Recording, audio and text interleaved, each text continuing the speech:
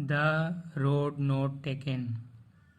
This well-known poem is about making choices and the choices that shape us. Robert Frost is an American poet who writes simply but insightfully about common, ordinary experiences. Two roads diverged in a yellow wood, and sorry I could not travel both.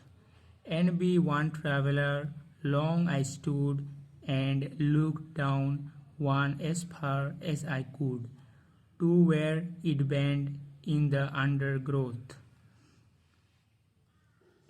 Then took the other just as fair and having perhaps the better claim, because it was grassy and wanted wear, though as for that the passing there had warned them really about the same.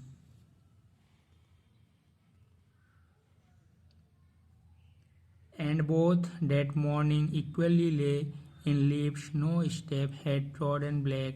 Oh, I kept the first for another day, yet knowing how way leads on to way, I doubted if I should ever come back.